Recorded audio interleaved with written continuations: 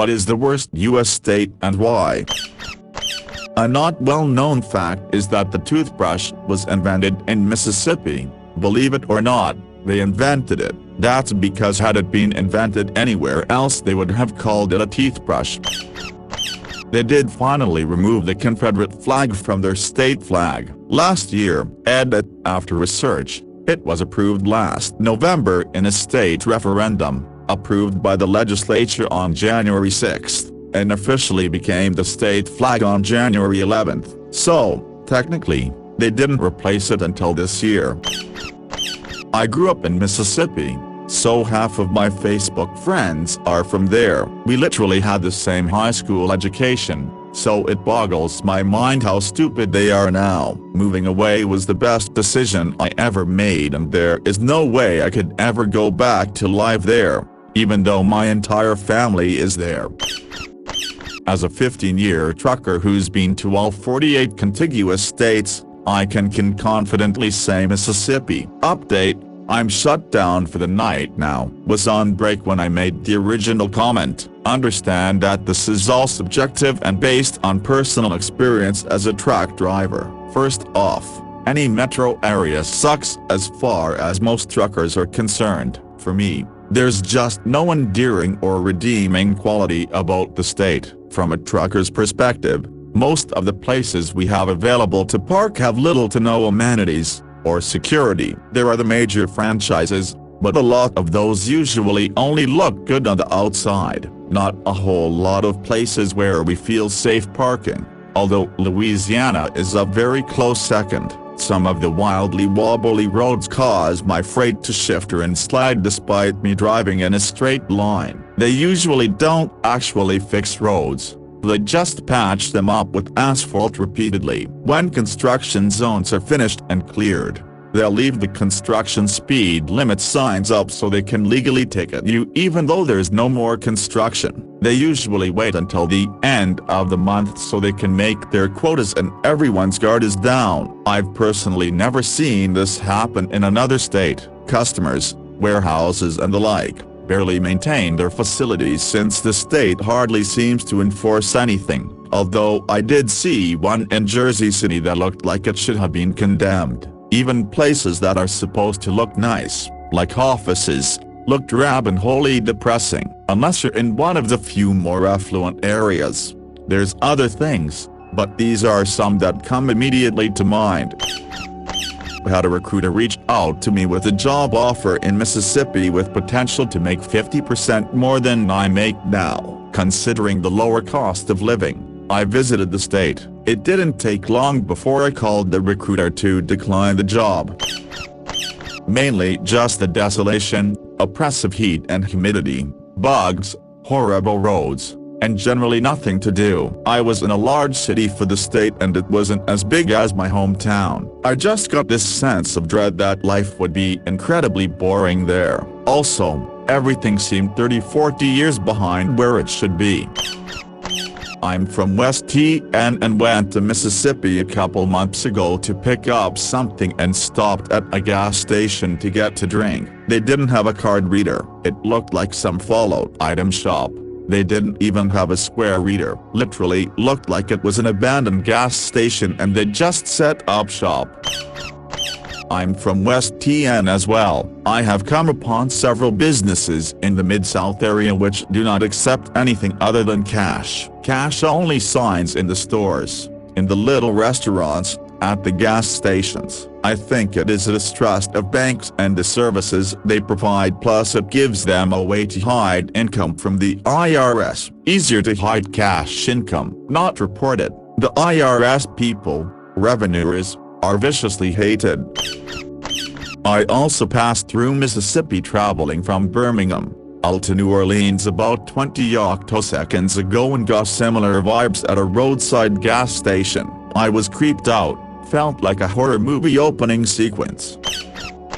Indeed, while Mississippi may rank below all other U.S. states in many measures, and near the bottom in several others, by raw GDP per capita, at $28,944, it ranks above Saudi Arabia's $24,454. and is more than double that of Russia, $12,926. This person should write all of Mississippi's advertisements.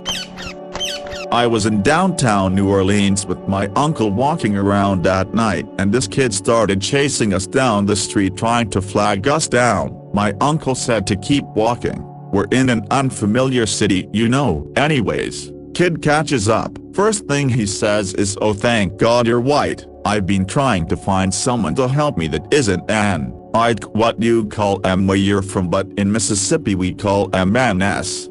It blew my fucking mind.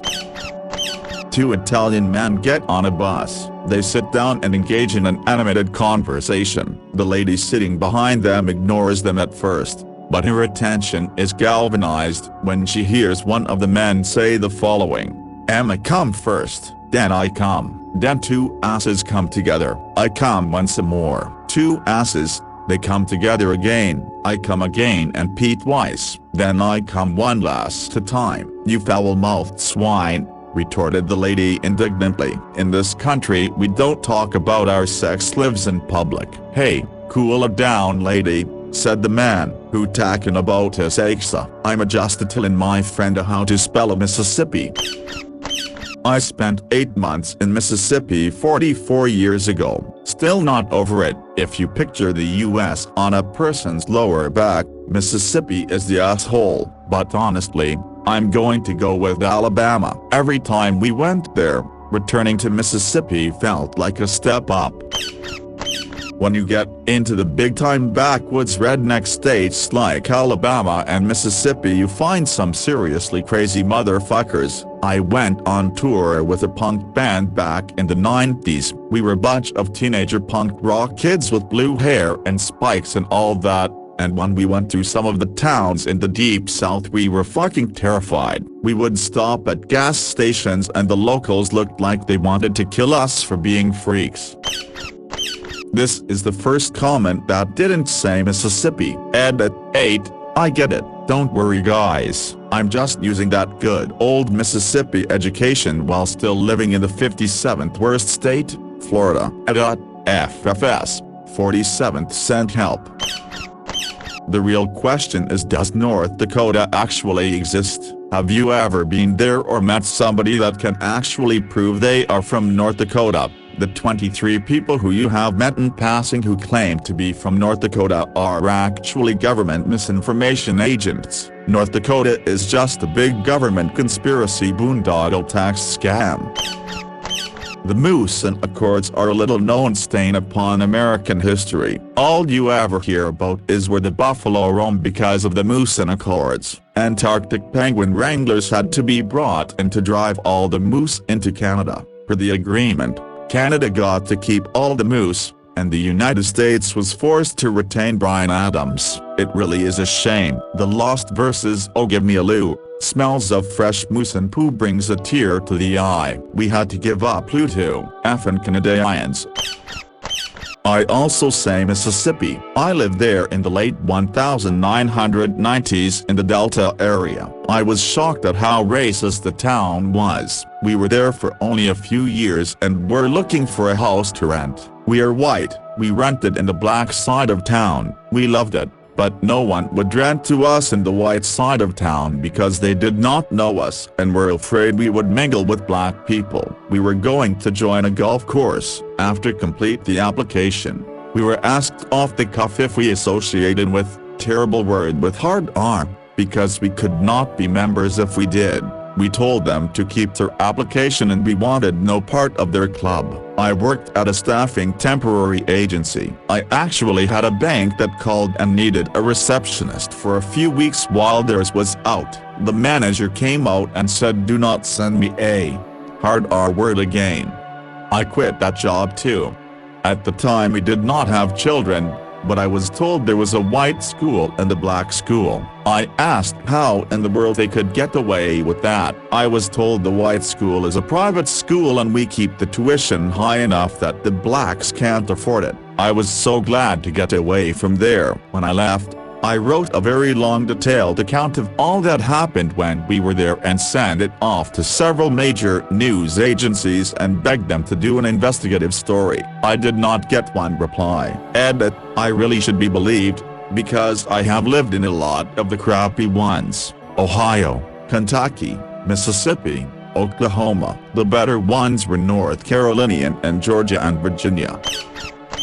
As a resident of Olive Branch, Mississippi, I wish I could disagree with the avalanche of Magnolia State hate, but we've got a lot of work to do, and someone has to do it. Maybe I'll come back home after college to help. Fighting the same fight over and over again is draining, and being a vocal, black female in Ms. politics can be dangerous. Let's be positive for a second, though. What I'm proudest of about Ms. is our rich literary tradition. Despite being thought of as completely illiterate and uneducated, Mississippi has produced some fantastic authors.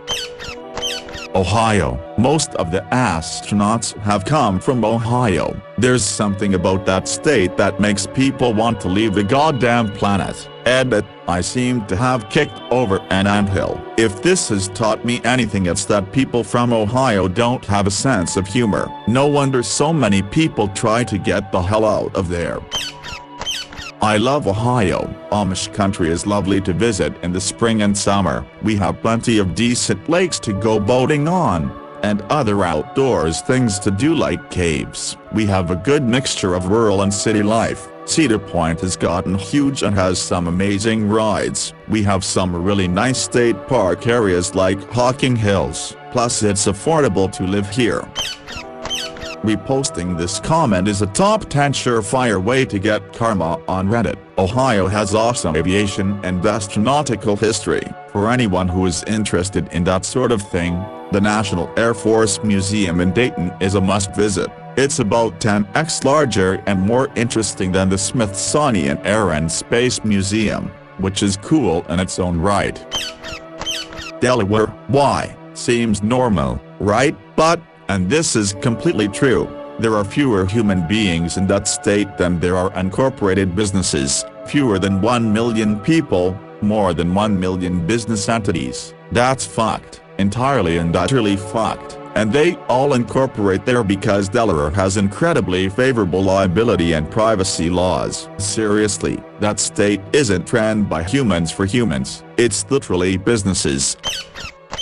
Grew up on the border of Woonsocket, old textile mill city that was completely left behind as the world changed. We're seeing some of these areas get revitalized and those mills get converted to luxury apartments, but property managers just burned them all in insurance scams and took the money and ran. So bad Obama made a personal visit after a wait exacerbated issues. Fucking Walmart left. The citizens couldn't even afford the cheapest possible goods on the market, and the city refused to bend on tax breaks as they had no other meaningful avenues of recoiling the tax. They had a bad winter back in the 80s and asked citizens to help plow and that they would pay them for their efforts. Never paid. Fast forward to 2015 when we got almost 70 inches of snow in just a couple weeks. They once again called on the people to plow, but people didn't forget and the entire fucking city just had 6 feet of snow on it. Joe Rogan did a bit on how much of a shithole it is. Fuck Woonsocket. Just in case other people are curious like I was, until 2020 the official name of Rhode Island was actually State of Rhode Island and Providence Plantations, and it was named after where 4 different colonies were. 2 were on what is now called AskReddit Island, but was called Rhode Island back in the day. The other 2 colonies were Providence and Warwick on the mainland, which are the Providence Plantations in the name. So technically calling it Rhode Island was a mistake or a simplification. 2 of the 4 colonies were on an island though. As for why it's called Rhode Island in the first place, apparently the early Dutch maps called it Rude Island, which means Red Island as it had lots of red clay on it. This was anglicized to Rhode Island. Edit, in 2020 the official name was changed to State of Rhode Island. I honestly think pretty much all of Appalachia and the Rust Belt have so much potential to be reborn and thrive in the coming decades. If they do it right, they're really on fire, especially since they fixed that river. They have enough water while not going to be underwater, don't have hurricanes, are close to major population centers, from DC to NY to Chicago, and are beautiful. Oh, and the city centers were built before the rise of the automobile, so they often have decent, walkable cores. That said, not sure they're going to take advantage of it, but they could be so amazing, if they committed. Someone once said WV could be the Colorado of the East, and I think that aptly sums it up. Less remote and fewer water problems, though. There is the town of Hurricane. I grew up next to West Virginia. I moved away for college and work. I decided to work in West Virginia. Worst year of my career. The problem is it feels like no one wants to change. It's coal or nothing. Even in my hometown someone wanted to try and add a tech center, but all the local officials saw was dollar signs and wanted to tax the hell out of them. Nothing got out of planning. It's sad. It's a beautiful place to visit, but I would not move back. The problem is it feels like no one wants to change. It's coal or nothing. So many people in West Virginia are married to the idea that coal, and only coal, is the economic foundation of the state. They could have a huge tourism industry, but unfortunately the only value the government seems to see in their natural landscape is how much of it is viable for mountaintop removal mining, and some of those small towns can be downright scary. Even in good areas like around Morgantown, there's a shocking amount of dilapidated houses. Eastern Key is the same. Anytime anyone mentions trying to move away from using coal, it is like they are asking the people to chop off their arms or something. It is like they can't understand that there are other ways to live. So much potential, no one willing to change.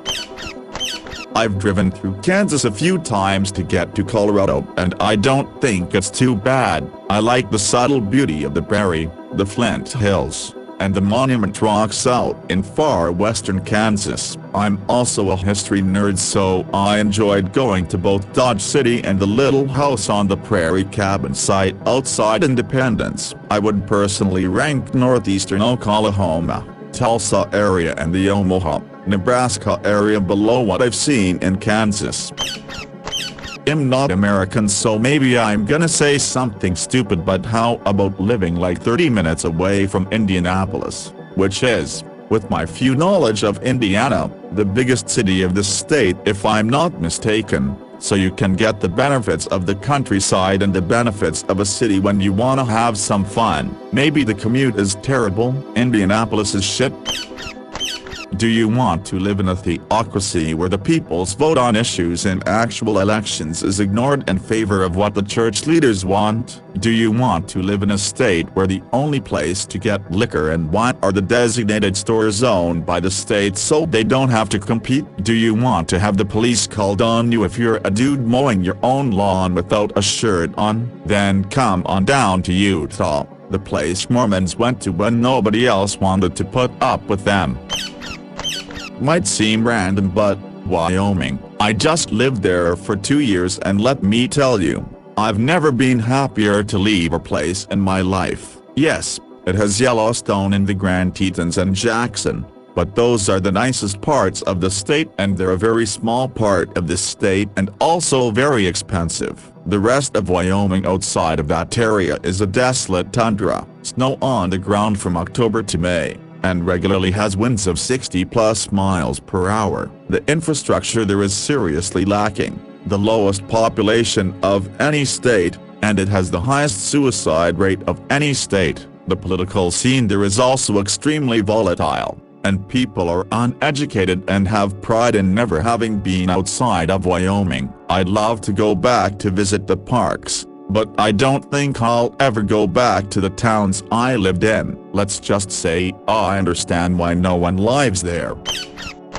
Yes, as a Michigander I feel duty-bound to give Ohio as my answer, and outside of Cleveland and I guess Cedar Point, It's pretty damn bad, and no, I don't have even half a fuck to give about sports rivalries. Doesn't help that my brother's ex-wife, who is one of the worst people I've ever had the displeasure of knowing, is from there. As did I. Ohio has a few bright spots. Cleveland isn't completely terrible. There's Cedar Point, and the NFL and Rock and Roll Hall of Fames, but driving through that state has to be the most boring 5 hours you could ever spend. Oh look, another field.